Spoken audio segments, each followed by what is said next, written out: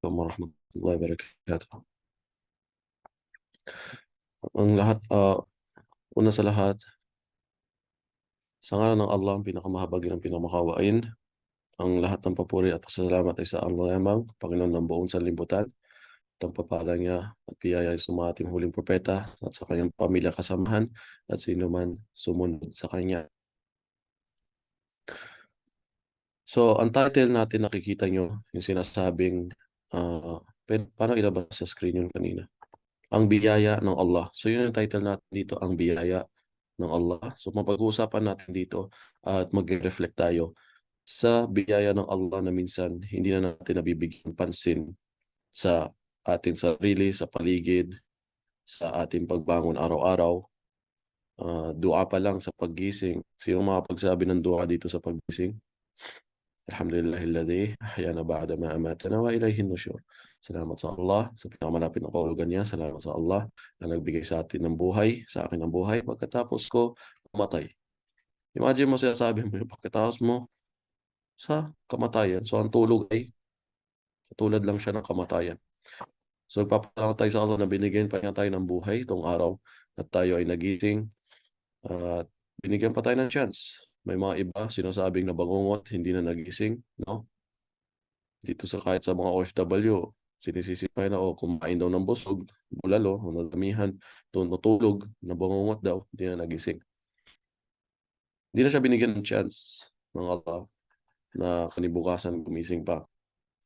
Kaya nga tuwing gabi, huwag mo nang iisipin na kung bukas bibigyan ka pa ng chance. Di ba? Advice sa atin ng propeta kahit sa sala. Pag ikaw yung umabot ng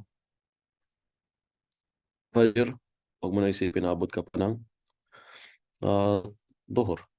Yun ay binabanggit niyo yung umaga. Pag umabot ka ng umaga, huwag mo na isipin umabot ka pa ng tanghali o hapon. Kung umabot ka ng hapon, huwag mo na isipin na abot ka pa ng. Hindi sa ibig sabihin gusto mong mamatay. Punto doon is lagi tayong ready mga Muslims sa ating kabilang buhay. Sa totoo lang, tulad ng sinabi natin sa last topic natin, nakikita natin yung mga tao naghihirap sa ibang bansa, mga ibang mga Muslims, tulad ngayon, alam natin si Gaza.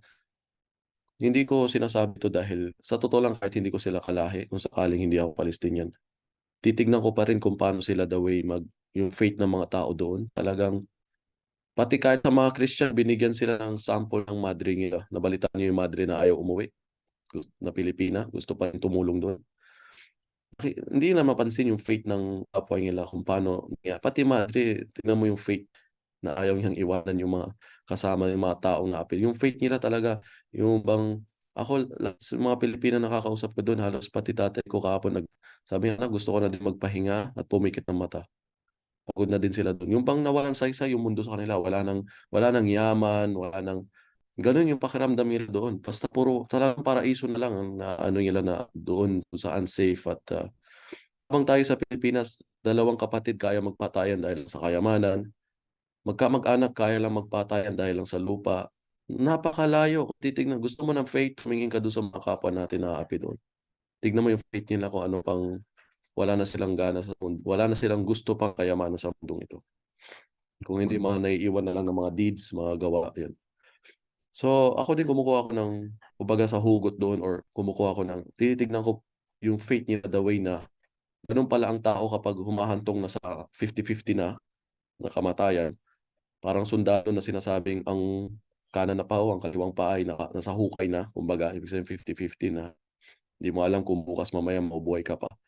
Is wala ka nang interesado sa mundong makamundong bagay. Wala na sa iyo lahat ang bagay na iisipin pang maging mayaman. Wala nang masama doon. Pero nakikita mo yung fate nila, di ba? So, yung biyaya ng Allah, paano ko i-connect dito?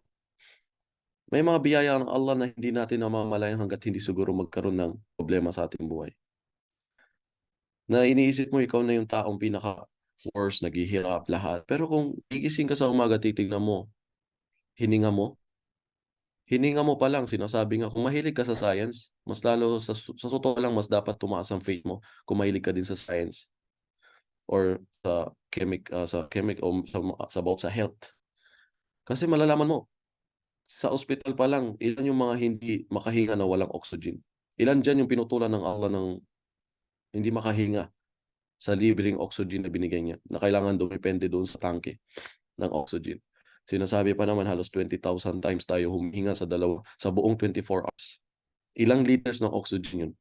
Dati nag-compute-compute ako pero alam niyo na, di ako mahilig sa algebra yung high school ako. Pero kinompute ko halos ang mahal eh.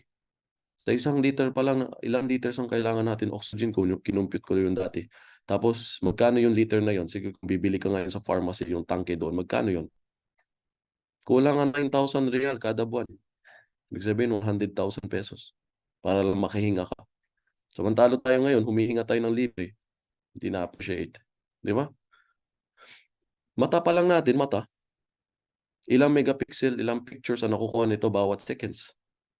Hindi ko na makabisado yung numbers dahil matagal ko nang sinearch yun at hindi nagagamit i-speech. Pero kung isa-search mo, yun, kalaking biyaya ang mata mo. Ako bilang mahilig sa camera, alam niyo naman, nagpo-vlog, nagbi-video, nagpi-picture. Yung bumili ako ng lens na wide para lang makakita siya ng wide. Alam niyo kung magkano pinakamura 1,000, 1,000 real. So nasa 10,000 plus yun, 15, 13,000 pesos. Lens lang ng camera, yung takip lang. Yung takip lang niya, yung ano lang niya, salamin lang niya. Ganun kamahal. May mga lens na umaabot ng 5,000 real, 6,000. Ibig sabihin sa peso parang nasa 100,000. Lens pa lang yun. At imagine mo, yung mata natin, nakakita ng autofocus, nakakita ng malayuan, ilang speed, ilang light. Kung yung mga mahilig dyan sa lens or science, di ba? Alam niyo siguro ito. So, tanong, yung lens napakamahal. Ito ba, binili natin yung mata? Binayaran ba natin? Yung pinagbubuntis ka ng nanay mo, ibinili ba niya ito sa palengke? Hindi lang anak, bibilang kita ng mata, ilong sa palengke. Ano bang gusto mo? Anong gusto kaya ng anak ko? Blue eyes, arabong ilong, matango sa palengke, bibili ako? Hindi. May binili ba siya sa part ng katawan mo? Para mabuo ka? Wala. Dinala ka lang ng 9 months, sinalagaan ka. Pinataba ka lang dyan siguro, pinakain ka. Pero, sino naglagay lahat yan? Sino nagkumpleto ng mukha mo? Ng katawan natin? Alam nyo ba, yung baby sinasabi pag 7 months or 5 months, iniikot na siya. Pinapaharap na siya patalikod. Para yung mukha niya, maprotektahan ng buto ng nanay niya, yung balakang. Kasi kung nakaharap pa rin yung mukha niya dito, di ba, maaaring matamaan. Yung mga nurses dyan, siguro alam nila to, yung mga nasa medical course. So, yun yung naalala ko na search ko dati. Hindi ko lang alam kung i-correct nyo lang ako kung mali. So, nahanga ako pag talagang kung gusto mo lalo, kung titingin ka sa science ng mundong ito, ang Quran, yes, may science. Tinutukoy nito, pati sky, lahat, pati ulap, bundok. So, doon pa lang, hindi na ma-deny yung mga biyaya ng Allah. At sinabi nga pala ng Allah sa Quran din, bibigay tayo ng dalil. Sabi ng Allah dito sa surah, Nahl, I think chapter 16 nito, verse 18. وَإِن تَعُدُّوا نِعْمَةَ اللَّهِ لَا تُحْصُوهَا إِنَّ اللَّهَ لَغَفُورٌ رَحِيمٌ. Malapit na kaulugan sa Tagalog. At kung inyong bibilangin ang mga pagpapala ng Allah, hindi ninyo magagawang isa-isahin ang mga ito. Katotohanan ng Allah ay mapagpatawad, maawain. Naintindihan niyo naman yung Tagalog. And if you would count the grace of Allah, never could you be able to count them. Surely Allah is of forgiving, most merciful. So kung bibilangin mo ang biyaya ng Allah, ay hindi mo magagawa itong bilangin. So sobrang dami. Oxygen pa lang inaano natin, mukha pa lang, mata pa lang ang binabanggit natin, is hindi mo na kayang bilhin. Diba? Dami nga nagbebenta ng kidney dahil sa mahal eh. Pero yun ay hindi pwede sa Islam. Ipagbenta ang galing sa loob mo kahit dugo. Pwede lang mag-donate, pero walang bayad. Nawala. So, yung mga biyaya ng Allah na hindi natin namamalayan tulad kung sisilipin natin mga kapatid natin doon sa ibang bansa na naghihirap. Sa Yemen, sa Syria, sa Africa, Palestine. Yung about sa pagkain, tubig, dito natin malalaman na gaano kahalaga ang biyaya lahat ng Allah. mula sa pagkain, hindi tayo mabuhay na hindi tayo makaka-survive na walang pagkain, tubig, ulan. So, marami pang iba kung iisa-isahin natin. Sabi nga, hindi mo kayang bilangin. So, mga bagay na hindi natin nabibigyan pansin, mga bagay na nagbubulag-bulagan tayo sa biyaya niya, at sa mga chance na binibigay niya. May babasahin ako sa inyo na sinabi ng Propeta sallallahu alaihi wasallam kay Ibn Mas'ud, kay Ibn Abbas. Ibn Abbas reported that Allah, the Messenger of Allah, peace be upon him, said, take advantage of 5 before 5. Kumbaga, ano ba yung advantage sa Tagalog? Kunin mong advantage itong 5 bago ang 5. So ano tong 5 bago ang 5? Una, ang iyong pagkabata bago ka tumanda. Okay? Ito ang susulitin mo na oras ngayon. Habang bata-bata pa, yung mga bata dyan, sulitin mo, take advantage of 5 before 5. Yung pagiging bata-bata mo pa bago ka dumating sa katandaan. Dahil pagtanda mo na, minsan, andyan na yung magiging mahina na, tawag dito, pagod na, o nagpapahinga, minsan ulyanin pa, or hindi siya nang insult sa tanda, pero ito yung totoo, bumabalik, nawawala, nababawasan. Lalo pag magwa 100 ka na, di ba? Mahina na, hindi mo na magawa yung mga dati, umakit ng puno siguro, no? Tumalon sa ilog, trabaho na mas mag-abroad pa. 60 pa nga lang sa abroad, pinapauwi ka na, di ba? Age limit. So, sulitin mo yung pagiging bata mo, yung lakas na binigay ng Allah sa iyo, yung pagiging youth mo, yung shabab mo. Ang shabab, hindi ibig sabihin binata lang. Kahit ako shabab pa. Ang shabab, yung hanggang 40-year-old. Yes, si shabab. Mapag-asawa ka man, may asawa ka man, wala. Yan, yung young age, yung strong. Pag 40 ka na, dyan na tinatawag na sheikh. Sa kultura ng Arabo, may tinatawag na sheikh na kapag nasa edad ng 40, matanda na, sheikh. So, sorry na lang kung may 40 dito, pero at least maraming sheikh dito, mashallah. So, ngayon, sulitin ang pagkabata habang malakas pa, masamba ang Allah, darating ang araw, baka nakaupuan ka na, di ba? Na ngayon nakakapag-umrah ka, darating ang araw, baka naka-wheelchair ka na, mahirap na mag-umrah. Dati nakakapagdawa ka, hindi mo naman sinulit. May time ka mag-aral, hindi mo naman ginamit. Darating ang time na matanda ka na, may realize mo na, ang bilis ng panahon pala, no? 30 na ako, 40 na, 50 na. Mabilis ang taon. Inshallah. Mamaya titingin tayo sa sisilip tayo sa mga chika dyan sa chat. Pangalawa, ang health mo bago ang sakit. Health before your illness. So ito yung isa pa na pagsusulitin mo. Kailangan mong i-take. Seryosohin.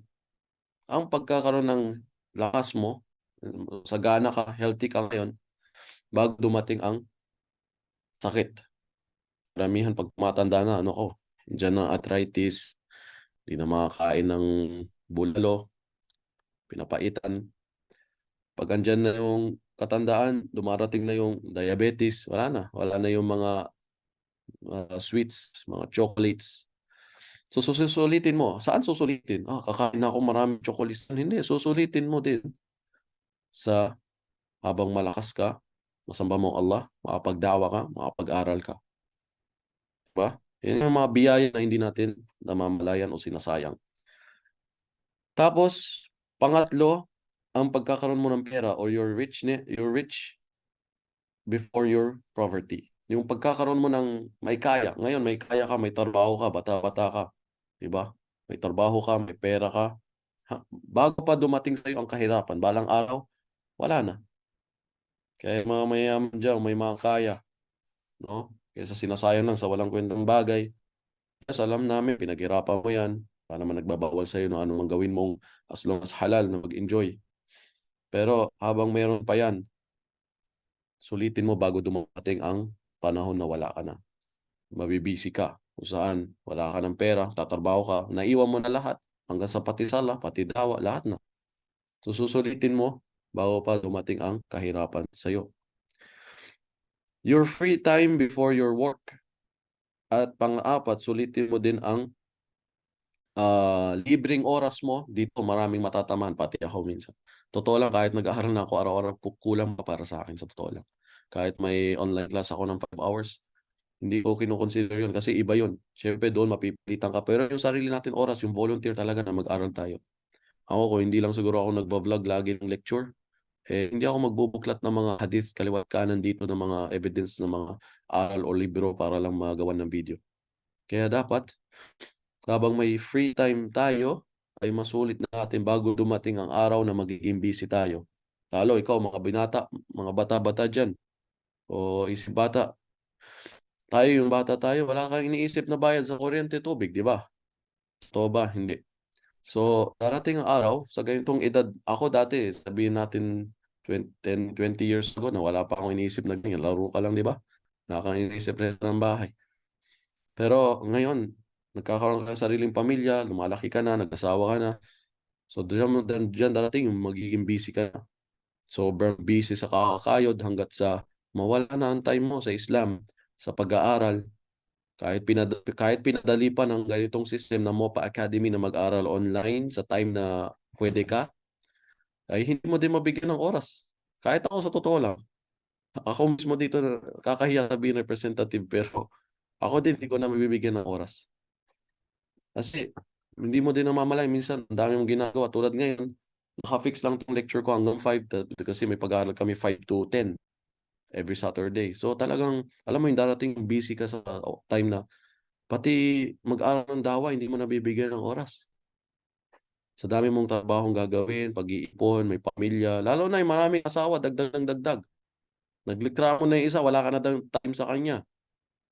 Oo, bibigyan mo talaga ng time yun, no? Lalo na kung times 3, times 4 pa yan, nasaan na? Dami ng biyaya na sinayang mo na oras. Na-free ka, hanggat sa dumating sa punto ganito, wala ka ng time. Di ba? So, tawag dito, yan yung susulitin natin yung free time natin. Sa Pilipinas ay sure, trabaho, yes, pero after nyan, may free time tayo. Daming ang tambay sa atin. May free time eh. Yun, dawaan natin. Mabigyan natin ng direksyon yung buhay nila. Mag-aral sila, inshallah. Next, panghuli, pang-5, ang buhay mo bago ang kamatayan mo. Isa sa pinakasusulitin mo ngayon. Ang buhay mo bago dumating ang kamatayan mo. Kanina lang, iniisip ko din, sabi ko yung, alam mo yung paalam nila doon, pati yung Filipina nakachat ko sa Gaza na parang wala na, tanggap na nila kung doon na lang daw sila mamamatay, doon na daw. Pinafeel nila sa akin gano'ng kaiksi ang buhay. Pinafeel nila sa akin na hindi ito yung totoong buhay. Ito ay pinanganak lang tayo, lumaki, nag-aral, yes, namulat, nagtrabaho. Pero hindi ito yung totoong buhay. Ang iksi, 50, 60, 70, 100, 1,000 years. Pero sa totoo lang, mawawala ka pa rin dito. Meron akong alam sa story, yung teacher, nag-sample siya sa mga sa klase niya, sa mga estudyante. Inshallah, mamaya na yung mga message, inshallah, kasi medyo nadidistract ako. So, sorry. So, tawag dito, nagtanong siya sa mga estudyante, sino dito gustong umabot ng ganitong buhay or something? Magbigay lang kayo ng edad na parang gusto yung manatili sa mundo or something. Di taas yung mga kamay yung mga bata. Me, 100 years old. Me, 500 years old yung isa. Sabi ng teacher, okay. Pataas ng pataas yung mga edad na wish nila or idea lang nila na gusto nila maging sa mundo. Pero nagtanong, after nga 500 years old mo, saan ka pa rin pupunta at hahantong? Next year may limit. Kamatayan pa rin. Kahit anong edad pa yan, ang final destination mo talaga ay kamatayan talaga. Lilisanin mo pa rin tong mundo na to at walang sasama sa'yo maliban yung mabuting gawa mo. Huwag ka lang mag-google kapag pupunta ka ng cemetery daw, bibisita ka. Huwag ka lang mag-google. Kasi pag malapit ka na, sasabihin ni Google, you are now in your destination or final destination. So, sulitin ang buhay bago dumating ang kamatayan. Kasi pag dahatong ng kamatayan, wala nang choice, wala nang chance, hindi ka na pabalikin dito sa mundong ito. At magsisisi ka sa mga oras na di ka lamang nakapag-aral sa Islam, nakapagdawa, nakapagsagawa ng mga gawain sa Islam, yung salah, pinarami, yung pag-umrah, pag-hajj. May mga OFW dito, mga kahit born Muslim. Minsan nga pati Arabo nakakaawa din isipin, pinanganak na dito sa Saudi pero hindi pa daw nakapunta ng Makkah. Ang klase. Pero pag France napuntahan, mashallah, pag German, pag Italy, napuntahan yung mga walang kwentang makamundong bakal lang na bagay na tinayo. Pero pag yung importante dito ng ibada sa inyong reliyon, hindi napuntahan. Totoong story to. Totoong mga tao to. Sila mismo nagkukwento. Di pa sila nakapunta. Yung magugulat ka na ng what? Pinanganak ka dito, hindi ka pa nakapunta doon. So yung mga tao, sinayang nila ang buhay nila. Sinayang nila sa pagmamarites. Hindi yung masamang marites, hindi yung good sa marites. Sinayang nila sa mga ibang bagay. Kaya meron din hadith na hindi pa nagtatapos din. So yung hadith na binanggit natin kanina nasa Sahih, Sahih ito ayon kay Albani. At meron ita sa Tirmidhi, Sahih din galing kay Albani din. Sabi ng Ibn Mas'ud, radiyallahu anhu, si Ibn Mas'ud, na sinabi ng Propeta sallallahu alaihi wasallam na ang anak ni Adam, kumbaga, hindi makakapaghakbang o hindi makagalaw, hindi makakakilos. Yatay natin Tagalog ng mas malapit na maintindihan. So ang anak ni Adam hindi makakagalaw sa araw ng paghukom hanggat hindi niya sagutin itong mga 5 katanungan.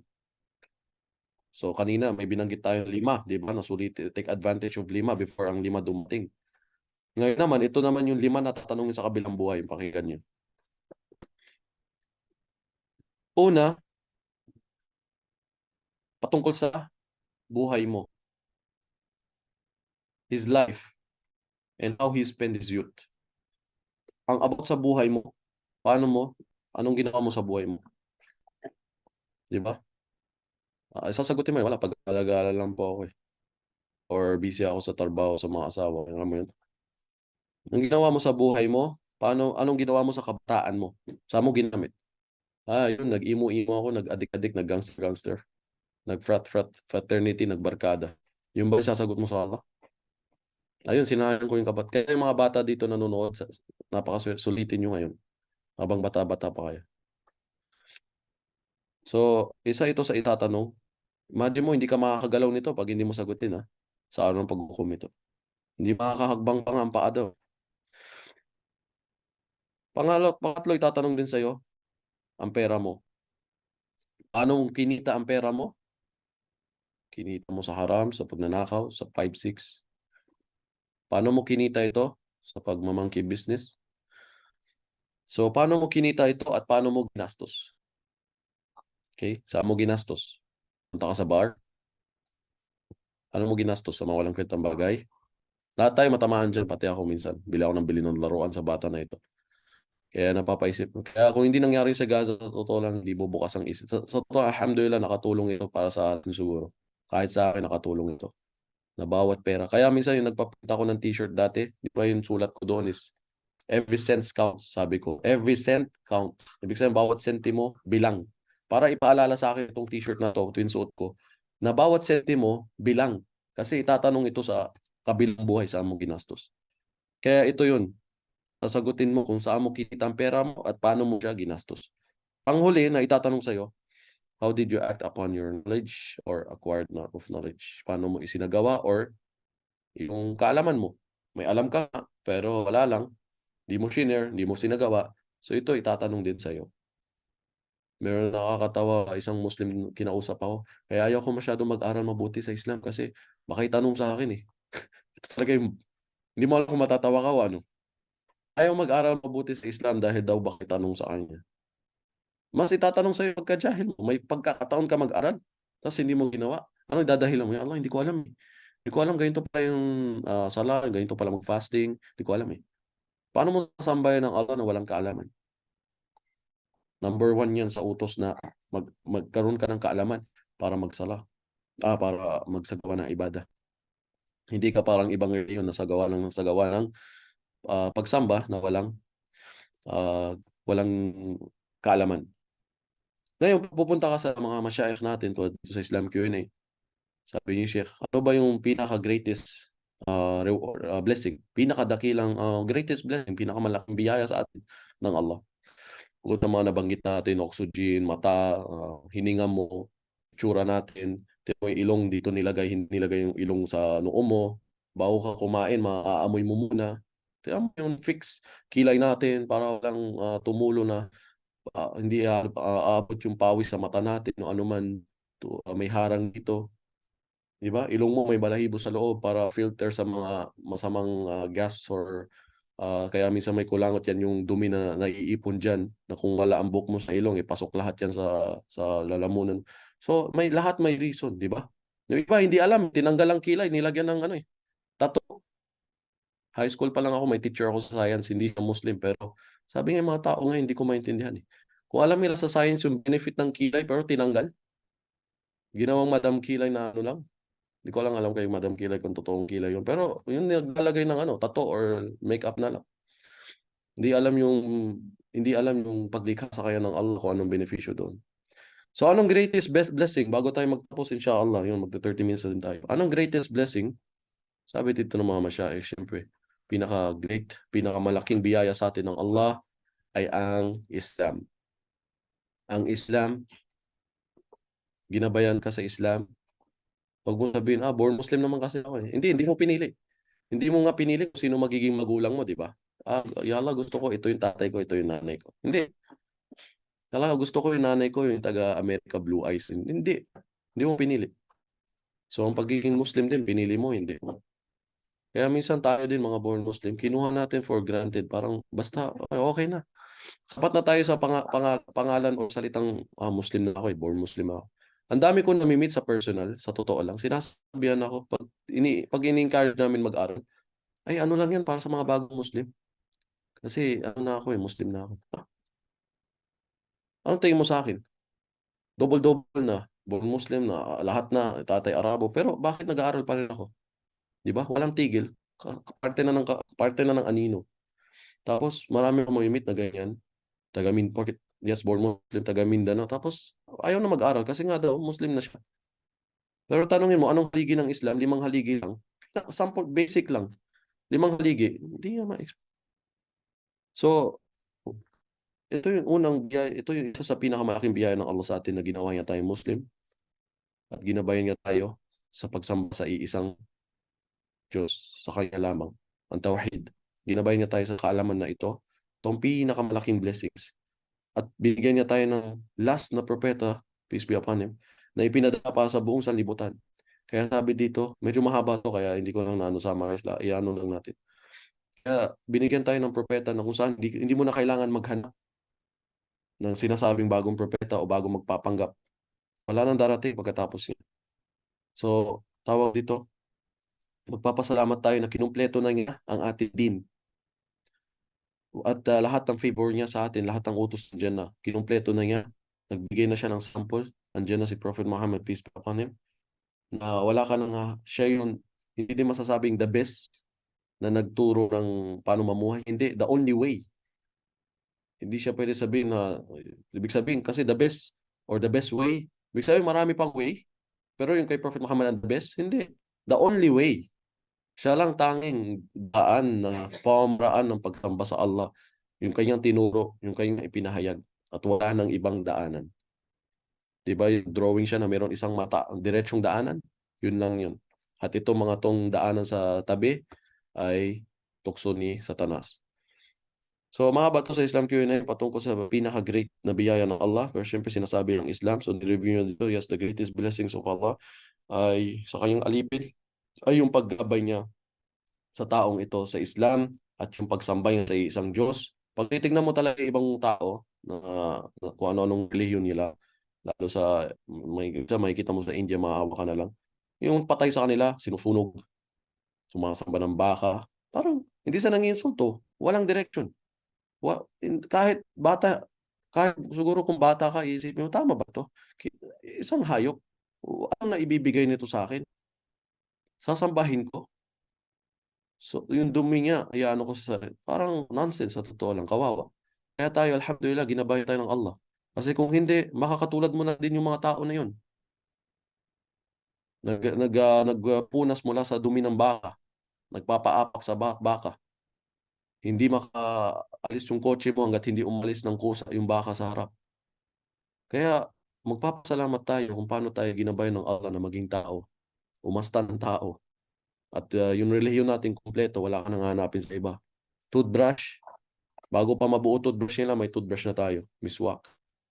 Wala sila, marami silang wala na meron tayo. Pamamaraan ng pagtulog, pagpunta sa banyo, lahat ito biyaya ng Allah sa ating Islam. Malaking biyaya ng Islam. Pati mga Hudyo na inggit dito, hindi sila nag-follow eh. Pasaway sila eh. Nainggit sila sa ating relihiyon mismo na kumpleto na. Tulad alam ko may lumapit kay Omar kung hindi ako nagkamali na Hudyo. Sabi niya, magse-celebrate kami kung yung aya na yan, yung bumaba na kinumpleto namin yung relihiyon, se-celebrate namin.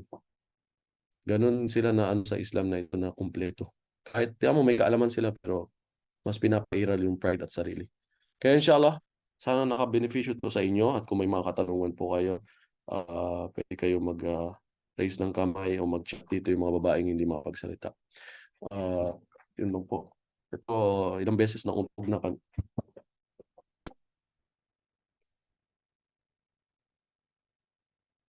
inshallah, libre pagsasanay sa dawa. 1 week na lang ang natitira, magmadali. Register now. So, Tagalog, kaya madaling maintindihan. Free ang pagsasanay, wala po itong bayad. Pakishare na din po talaga sa mga kasama nyo dyan, inshallah. Sa oras na pwede ka, may certificate na ibibigay, pinadali at bagong technique ang malalaman. Maiksi ang mga videos at hindi nakakaantok. Panoorin, yes. Unlike yung video ko, nakakaantok sobra. So, chat lang kami sa Messenger. Ito yung number nila. Pakicopy ito. Yung mga nanonood ngayon, maraming salamat. Umabot kayo ng 40 kahit pa paano. Sobrang thank you. Appreciate ko yung oras nyo. Asensya na kung 30 minutes kasi ito ang request nila na pahabain. So, maraming salamat. Sana po isa kayo sa nag-beneficyo kahit pa paano. Build your team. Gawa kayo ng team mo. Imagine mo bukas, alam mo, yung mga tao minsan nag-react kapag yung doktor nagsabi, nagpa-check up ka, may sakit ka yata sa puso or something, may nararamdaman ka. Dok, anong sakit ko? Tapos nalaman yung dok, may cancer ka, may stage 4 ka na. Sasabihin sa'yo, may taling na yung buhay mo. Maaari dahil sa sakit mo, kumbaga dahil sa sakit mo na cancer o kinakain na yung may lason na, malalason na yung katawan mo, maaaring hindi ka na mag-survive ng 3 months, 4 months, or 1 year. After 1 year, bye-bye. Nangyari which is sa lola ko, nagalit din siya kasi may, ano siya, yung keto, yung bituka niya marumi na nagpaano siya, na-operan siya. So, yung time na yun, bigyan na din siya ng taling ng sabi, mga, dilagyan pa nga ng date eh, June daw eh. Yung time na yun, parang 6 months na, talaga nagbago yung lola ko, subhanallah. Hindi siya Muslim ha, pero sa oras yung time na nasa ospital siya, may 30,000 siya na pera sa bag. Pinamigay niya lahat. Sabi ko, sana andun nga ako eh. Sabi ng kapatid ko, binigay niya lahat, pati sa mga nurses, yung pera niya talaga, sabi niya, hindi ko to madadala, kunin niyo. Non-Muslim, nakapag-isip ng ganun, yung binigyan na siya ng taling ng doktor. Yung sa ugali niyang Kastila talaga na mataray, biglang nagbago. Palasimba na ngayon, lagi daw sa simba. Tapos, tawag dito, nagbago, bumait, sobra. Pati sa akin, lahat na hindi na ako sinusuway.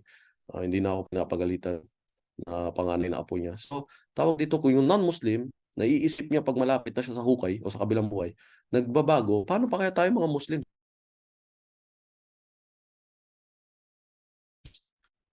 Lagi, sinabihan na tayo ng Allah, kullu nafs dha'iqatul maut. Dapat mas alam din natin yan. So, magmadali tayo. Yung reward. Ako sa totoo lang sabi ko kung hanggang bukas na lang yata buhay ko, anong gagawin ko ngayon? Hindi pa ba sapat yata yung mga ibada ko? Hindi pa sapat yung mga iniwan kong admin, mga iniwan kong estudyante, mga iniwan kong may natuto sa akin. Parang hindi pa sapat. Kulang pa sa kabilang buhay ko. Hindi na ako pa balikin dito para sulitin lahat ito. Sa totoo lang, hindi ako nanguuto. Ito talaga yung nararamdaman ko. Kilala yun naman ako, real talk na tao. So, yung 40 nanonood, kung gagawa kayo ng team nyo, ako, walang problema. Alhamdulillah, ang dami kong team, kaliwat kan. Build your own team. Gawa ka ng team mo, gawa ka ng mga something friends mo, buo kayo ng group, encourage them, aral tayo dito, aral tayo sa dawa, aral tayo sa mga ganyan. Hindi lang dito sa MOPA, as long as may makita kayong free online na hindi kayo magbabayad, alhamdulillah, sulitin nyo dahil balang araw, pag wala na yan, wala na mag-sponsor, kalas, wala na lahat. Saan ka mag-aaral, magbayad ka.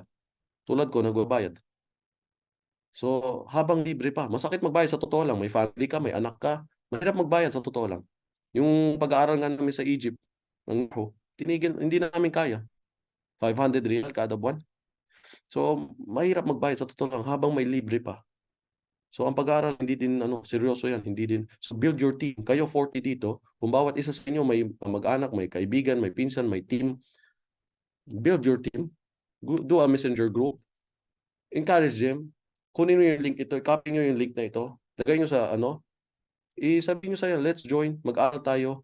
Magparami tayo ng mga taong ma-educate. Practice tayo sa ating sarili." Kasi ito yung mga gawa na mauuwi mo sa kabilang buhay.